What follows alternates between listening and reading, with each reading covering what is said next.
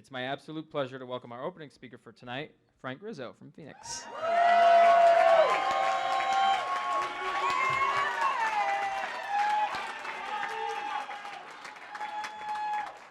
My name is Frank, and I'm an alcoholic.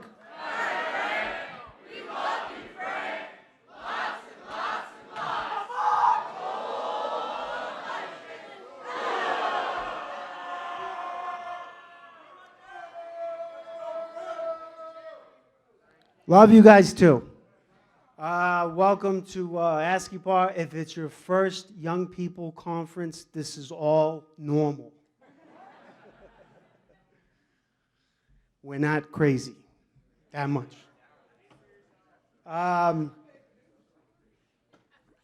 Thank you for the host committee for throwing this conference today. We are all glad that COVID is kind of over and we're out in fucking public again. I got sober young. I got sober at 18. I turned 41 tomorrow, you guys. Happy birthday, right? I have not done any of it perfect, nor do I claim to. I've fucked up a lot and still do. And I have a sponsor who helps me with some of that stuff. And I sponsor guys. I have a home group, Friday Night Young People in Phoenix. Got a couple people here. Friday nights we meet. If you're ever in town, it's at 8 p.m. It's going on right now at New City Church. And it's a great meeting. We started a few years ago.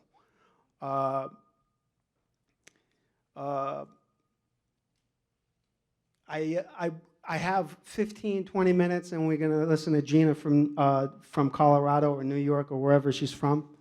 And so I'm going to share a kind of short story. I grew up outside of Boston, and I grew up in Lynn. And and for a long time, I thought where I was from was my problem. A lot of people, it's kind of got a bad reputation. And a lot of people said, you know, your friends in the city is your problem. And I really believed when my grandmother and other people would tell me this. And Frank, you're a good kid, blah, blah, blah. And I ran with that. Yeah, it is my friends. It is this bad city I'm in. I need to get out of here. And I did get out somehow when I was 18. I somehow joined the military. I took the test and got in and told enough lies to get in. And got in and got thrown out within a year. But it got, you know what? It got me sober. And I don't regret any of it. Because I was in Texas, first time out of New England, first time on a plane, first time out of Mass kind of thing. And I'm in Texas, and I'm having trouble with drinking and stuff in the military. And I'm 18, and they say, "Hey, Frank, this ain't working out really. We've locked up for a month in the military. We've done this, we've done that. You're not learning. You every time you drink, and every time you're all fucked up." And they said, you know, we're gonna part ways. It's not gonna be a dishonorable, but we're gonna part ways here.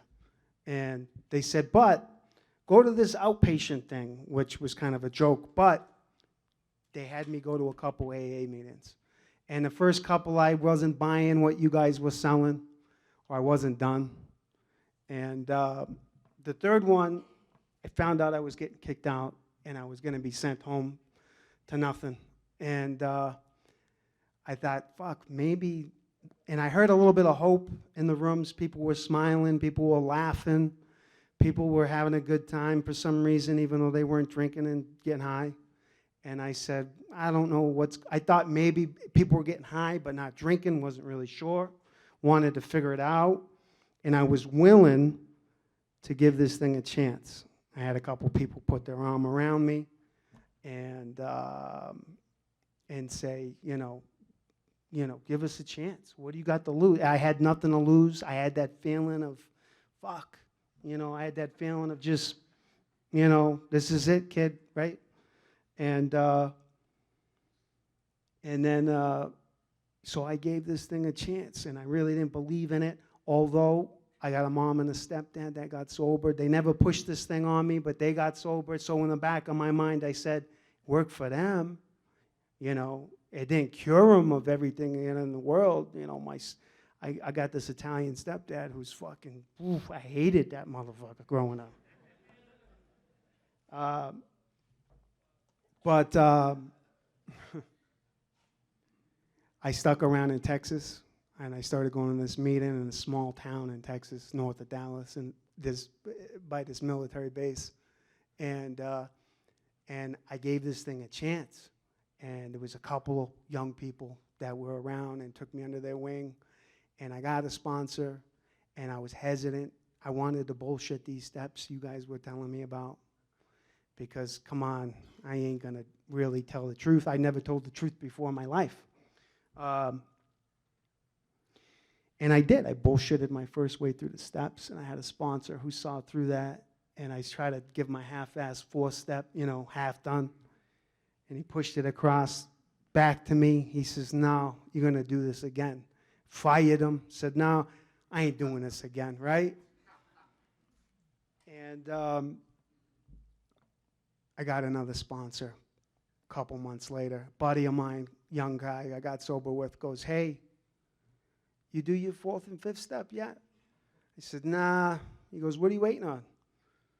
I go, I don't know. And he, you know what he said, something that stuck with me? He said, yeah, it took me about 6 and 7 months and about 30 minutes to do my fourth step. What he meant was, get started on it. Take you 30 minutes, take you an hour. And I said, fuck, I can't dodge this thing anymore. You know. And so I did I got another sponsor, and I was working with him, and we got through our steps, which thank God the steps were pushed on me. In Texas, they don't mess around when it comes to the steps. And thank God for sobriety there and AA being there for me, because it saved my life. You know, it saved my life. It changed just enough where I wasn't robbing or stealing or getting high every day or drinking every day, and just changed just enough to where I didn't want to do that. I wanted to try something different. And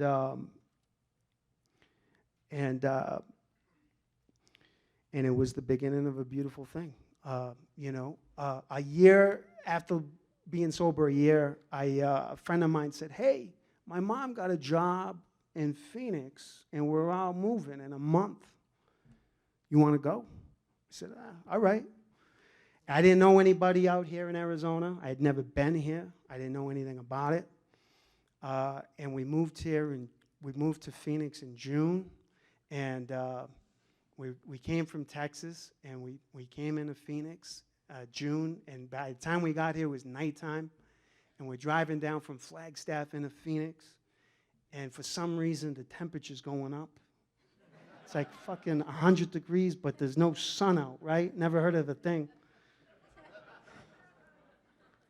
I said, this might have been a mistake. And I didn't like it at first, really. I didn't like this place at first. I didn't like the meetings. Everything was different. If you got sober somewhere else, you go somewhere else, meetings are different. They clap or don't clap or whatever. And I was like, nah, I don't know about this. And then my buddy, about a year later, says, we're going back to Texas. I said, nah, I ain't into that either. And I stuck around in Phoenix, and I started saying, you know what, this might not be the worst thing in the world for me. And I got a sponsor out here and started working, you know, get back into the program and surrounded myself with you guys. And it hasn't all been rainbows. You know, getting sober young can be tough because you still want to kind of be a kid. You don't want to miss out on fun. You don't want to miss out on, you know, what you think your peers are doing, right? And but I fucked up so bad before you guys. I didn't want to spend any more time in a cell or losing my freedom or disappointing my family or dead, you know, because a lot of us do end up there. And you know, life's been beautiful since. You could really do anything you want to do. I'm not a good student sober, but I wanted to go back to school, and so I did. And you know, some of you guys get sober and it's like 4.0 A's. Good for you guys. Fuck. Get sober, I'm struggling to pass, and you know, and that is all me, by the way, not wanting to be lazy and not wanting to do what I need to do. But I went back to school, and then I had a crazy idea. I got a bachelor's degree from ASU, and I was like, all right, and I'm skating. And then I got a crazy idea one day, and I said, you know, I've always been interested in law. I've always been interested in the law, and, you know, we used to be breaking the law, running from the cops. But I had this idea that I could go to law school, and I applied, and I didn't get in. And then a year later, they sent me an email and said, we got a seat opened up for you. You want to go?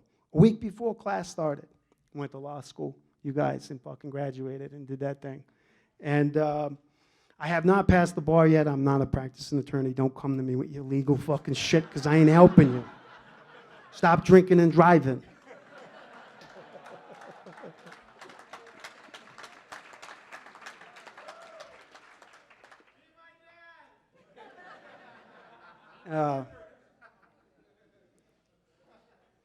And then about 5 years ago, I met this fucking beautiful woman in this program, you guys, and I got married this year, earlier this year. She puts up with me, Nikki, I don't know why. She's from Arizona. She's been sober a long time. She's been sober 18 years. She got sober young, too. And she does a lot of service, and she does a lot of stuff.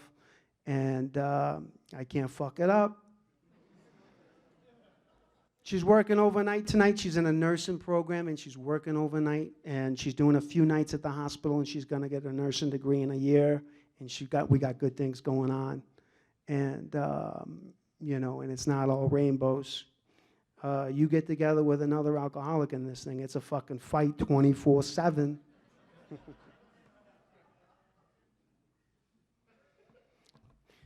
But you know what I have is a lot of tools to kind of help deal with that kind of stuff. A lot of people around me say, hey, Frank, maybe, you know, maybe you're a sarcastic prick.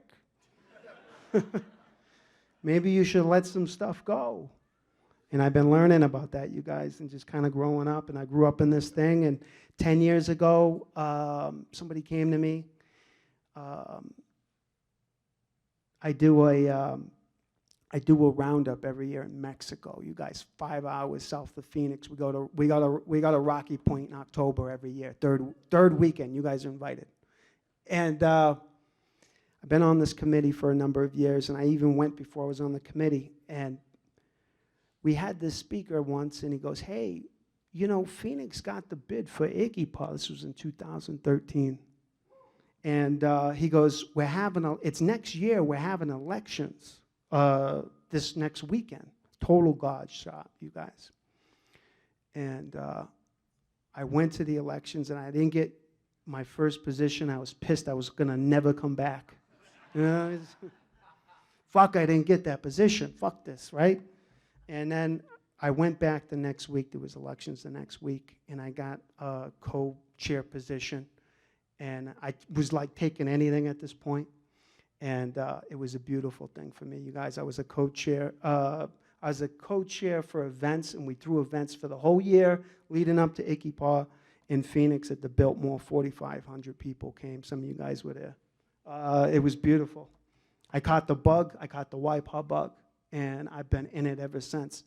And we've done ASCYPAAs, we've done SWACYPAA, we've done WACYPAA, and you know, and these conferences are beautiful, you guys. If you guys want to get into it, get involved with it, it's awesome. I got nothing but, it took me 10 years to get into it. And then when I found it, I said, man, this is awesome. I met people from across my city and state that I would have never met. We've got a great young people community here in Arizona. I'm glad to see that the conferences are back. It's so exciting just sitting here before the meeting. It was like the bug was back in me. I haven't been involved for a few years. You know, COVID fucked a lot of us up. I'm glad a lot of us are still alive and still here. Meetings are coming back in person. We're back. I'm back going. I'm looking to have a lot of fun this weekend, you guys. Go to all the events. Stay involved with this thing. Get to meet us. Volunteer for stuff. This host committee will put you to work doing stuff. We'll get involved wherever you're from. And with that, I'll pass.